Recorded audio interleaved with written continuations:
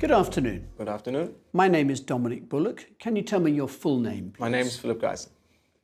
And can you tell me where you're from? I'm from Germany, from the northwest. I live in North Rhine-Westphalia in a very small town, so I think you maybe won't know it. May I see your identification, please? Yes, of course. Thank you. That's fine. Now, in this first part, I'd like to ask you some questions about yourself. Let's talk about where you're living now. Tell me about the town or city where you're living at the moment. Yeah, at the moment, I'm here in Oxford in the UK. So yeah, I'm living in Oxford in a homestay with a host family. And yeah, I really like the city. It's really nice. And yeah, I'm in Oxford for 3 more weeks and then I will go home to Germany again. Do you think you will move to a different place in the near future? Yeah, I will definitely. I will have an internship in a law office in Schwerin in the northeast of Germany, so quite far away from home. And yeah, I will move there for another 4 weeks. And yeah, in July, August, I will move to Hamburg, also in the north for my studies. So there will be a lot of changing in the next few months. Let's talk about email. What kinds of emails do you receive about your work or studies? Many different kinds. So first of all, of course, private emails from friends, maybe with photos. Maybe WhatsApp is a little bit more popular at the moment, but yeah, also we have some emails from time to time. From university, I also receive emails, for example, for tests that I had to take or for some documents that I still need from the A-levels, for example. And for work, I'm currently working in a language school as intern, so I have several different emails there, for example, for homestay when new students have to be allocated to other host families, from the other staff members when they need information, from the students themselves if they have a problem, for example, and don't know my telephone number, then they write an email. Do you prefer to email, phone or text your friends?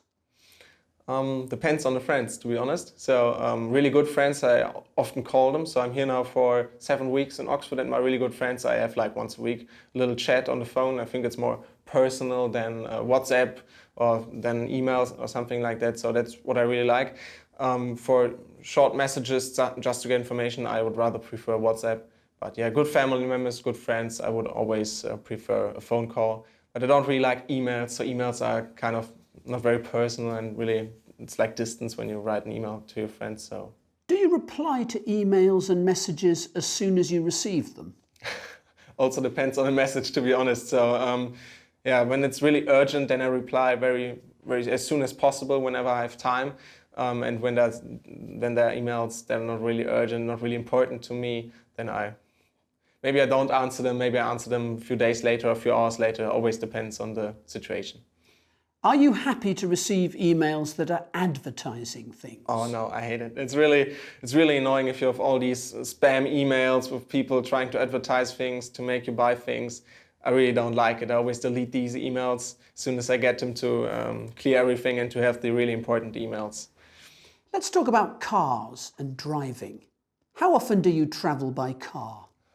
Back in Germany quite often, and I really must say here in Oxford I'm only using the buses since I don't have my car here. I came here by plane, so I really miss driving, to be honest. Why? Because it's freedom, I think. I think for Germany in particular, most people like their cars. Most people, it's like a symbol for some Germans of freedom, and I really like to go on the Autobahn, to go on the highway, to go fast. I really enjoy it. And I really can relax while driving, hear music. Of course, stay concentrated, but I really like that. And I'm coming from an area where you need to drive. There's no good bus transfer because it's a very rural area. So you need a car to get to your friends and, I don't know, to go shopping or anything. Who in your family drives the most? My father, I think, because he's working 50 kilometers from where we live in Münster. And he has to drive like 1 hour a day. So I think he's driving the most. What kind of car would you like to own one day? And that's an interesting question since there are so many different cars. And maybe a fast sports car, a cabriolet, so where you can open the top for driving in summer when it's warm. You have the wind around your face. That's like maybe the real feeling of freedom then when you're having a car like that. So a cabriolet, yeah, would be cool. Would you like to travel in a driverless car? In a driverless car where I can still influence the driving, so I would still need a steering wheel to actually have influence on the drive itself. But it would be really nice. So I think most people who are Now, like I'm going to give you a topic and I'd like you to talk about it for 1 to 2 minutes. Before you talk, you'll have 1 minute to think about what you're going to say. You can make some notes if you wish. Do you understand? Yeah. Here's some paper and a pencil for making notes. And here's your topic. Please don't write anything on the booklet. I'd like you to describe a hotel that you know.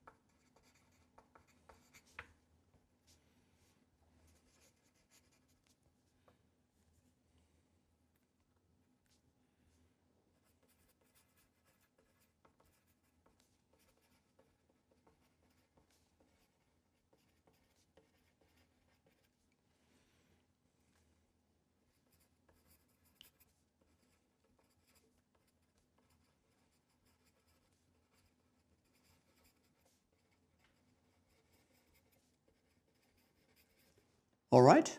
Remember, you have 1 to 2 minutes for this, so don't worry if I stop you. I'll tell you when the time is up. Can you start speaking now, please? Okay, this hotel I'm describing is in Greece, more particular on Crete, so on the island. It's a four-star hotel where I've been with my family a few years ago, so with my brother and my mother and father.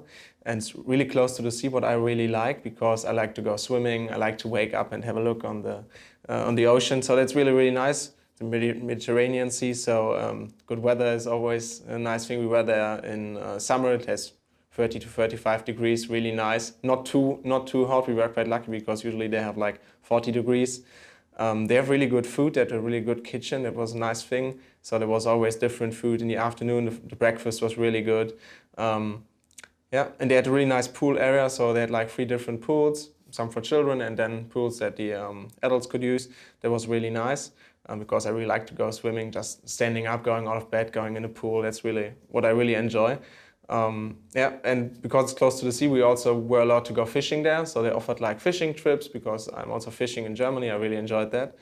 And what's also cool, they had a gym there in the hotel, which is rather big. So just standing up, going to the gym, training, maybe have a little swim in the pool, and then get back to the family, have breakfast. That's really nice.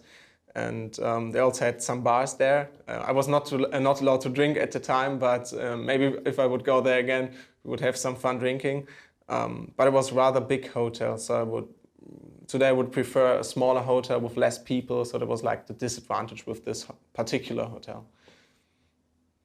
So yeah, I would prefer a smaller one, but it was really nice because it was really in the center of the island. So we were close to different historic cities, Rhodos and other islands to visit in Greece. So yeah, and as I told you, the weather was perfect. So I would really like to go there again. Not maybe in that particular hotel. Have you ever recommended this hotel to anyone? Actually, I didn't, but my mother did. So my uncle was there with his wife and my cousin. So yeah, they went there. Thank you. Can I have the booklet and the paper and pencil back, please? Sure. Thank you. Thank you. We've been talking about a hotel that you know, and I'd like to discuss with you 1 or 2 more general questions related to this. Let's consider, first of all, staying in hotels. Well, what are the sorts of things that are important when people are choosing a hotel? Oh, several things. First of all, I think the location is very important. So, of course, the area where you want to travel to, what important sites are there, different cities, museums, cultural things to do. If it's close to the sea, if you have a maybe nice view from your room. So these are, first of all, I think the location. The country, of course, that's maybe the first thing that you ask yourself, which country do I want to travel to? Yeah, and the other thing, of course, then is the hotel itself. So how big is it? How many people are there? It's maybe more entertaining hotel for little children where lots of people are? Or is it like a very small one in an old town of a city?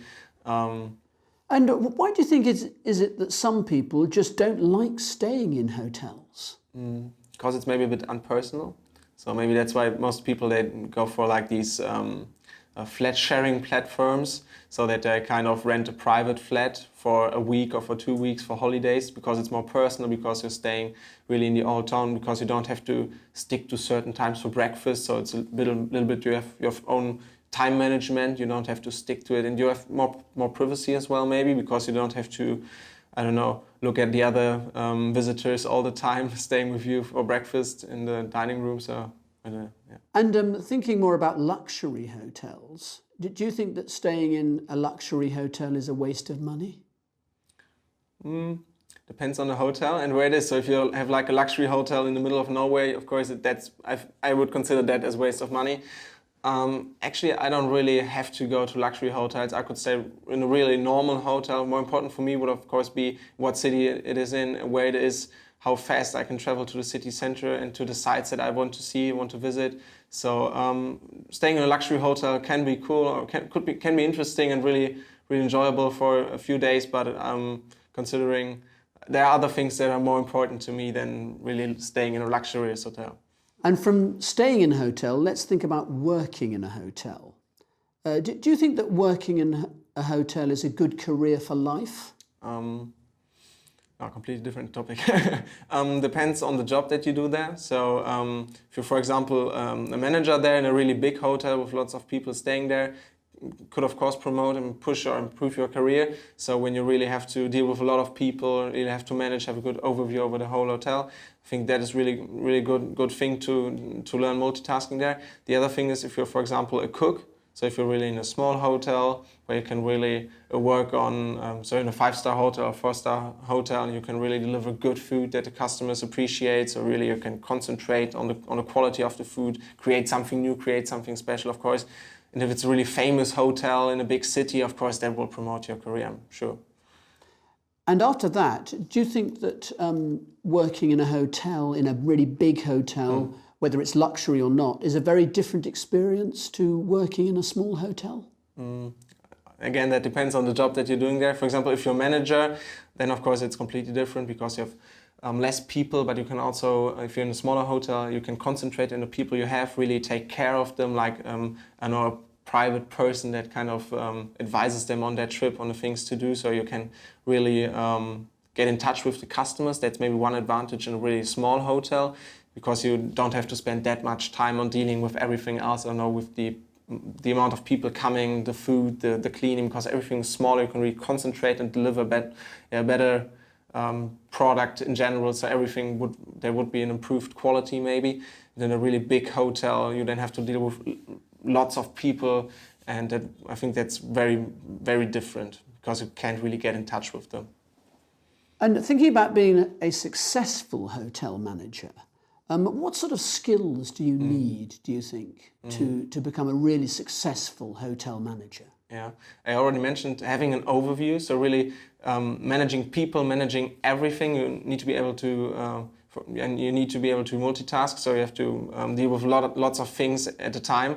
So how many people are coming, how many are leaving, what's the staff doing? So the people that you have to give the tasks to, other tasks. Okay, how do they interact with each other? Is everything working? Other people staying? Do they have a room? Is the room free? Is the room cleaned? What food do we offer in the next weeks? What do we have to buy for that? The social activities maybe that the hotel offers. So there are lots of things that you have to keep in mind at a time. I think that's really the most difficult thing, and that's really the skill that you need when you're a manager. Thank you very much. That is the end of the speaking test. Okay, thank you.